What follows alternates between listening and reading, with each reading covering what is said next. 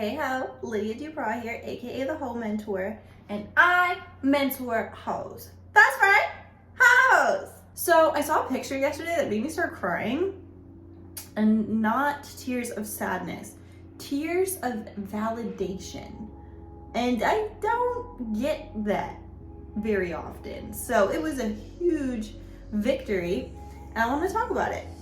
Because I don't know if it'll like unlock a memory for you or something, but I feel like this is such a victory moment that it could translate to multiple situations. But I grew up very poor.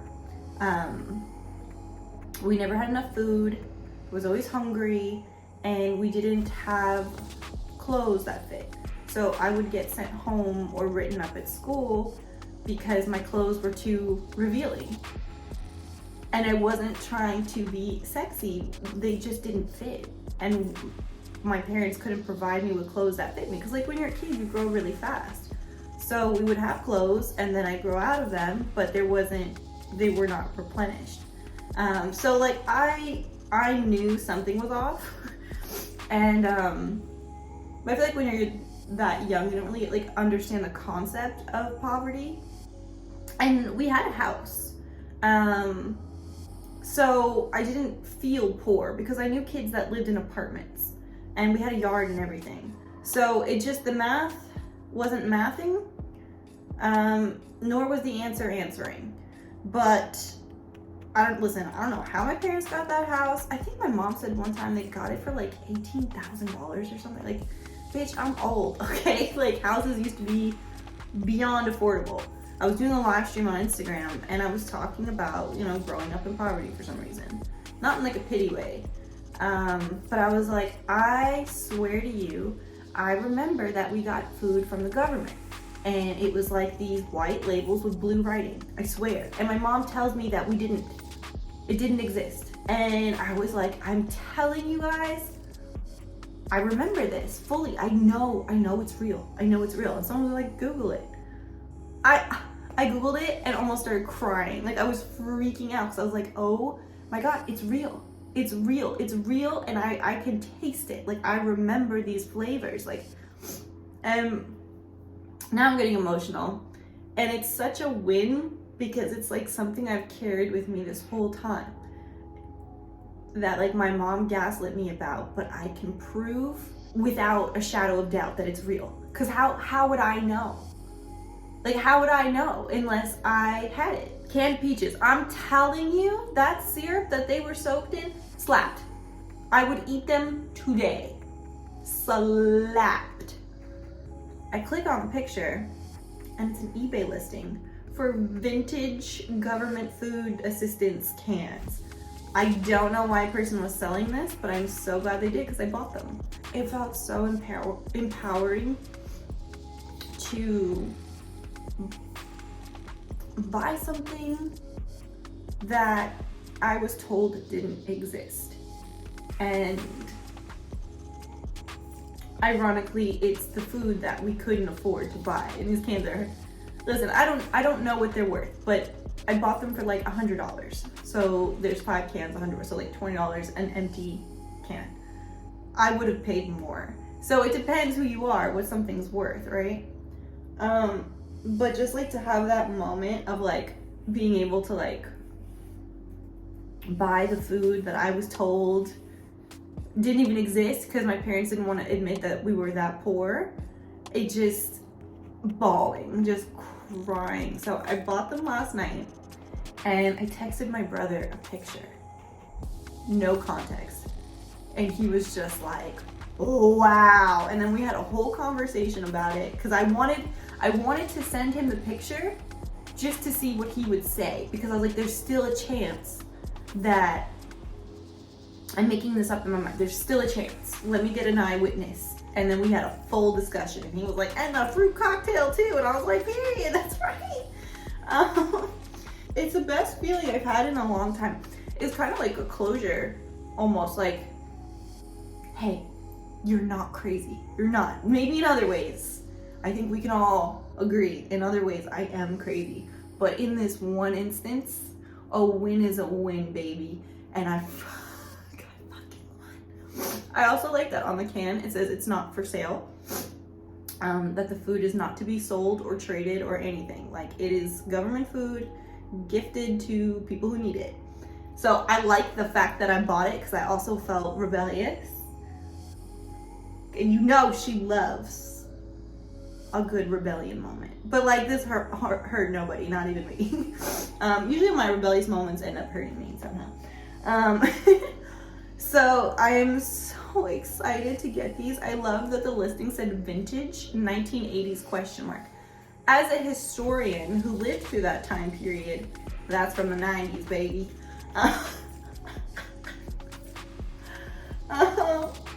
And I remember all the other foods too. There was a bologna, if I remember right, cornflakes. I remember those fucking cornflakes because they weren't half bad, but they weren't sugary, but I ate them. And like raisins as well.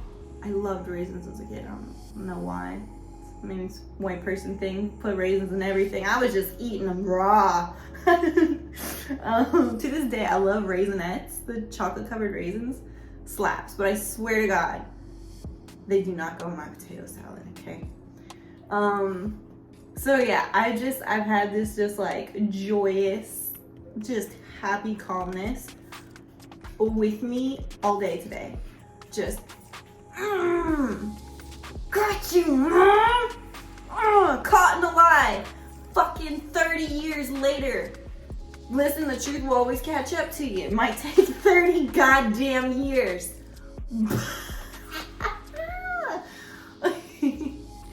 You know, and this is one of the, listen, even if those cans were not for sale, it would have brought me this, almost the same amount of joy. Just being right. And that is something money can't buy. So, because I hate that. People all the time like, why do you have so much issues with your mental health? Why are you sad all the time? Like, you're rich, you should be happy. And I'm like, you know what? In theory, on paper, yeah. But the things I want in life, they're just not for sale. Just like my throat, not for sale. Because what I truly value has no price. Can't even be obtained unless earned, stumbled upon, or healed. So yeah, a huge win for today.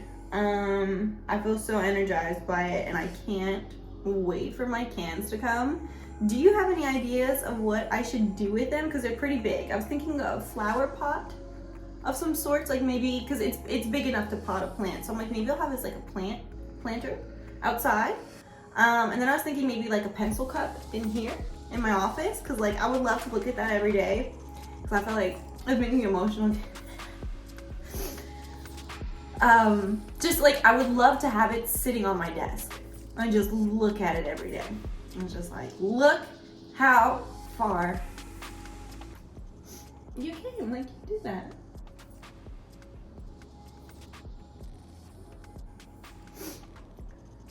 You fucking did that, bitch. And alone. And you still did it. So, again, I'm not sad. I'm crying because I'm happy. So, I don't know if that resonates with anyone. If it does, let me know.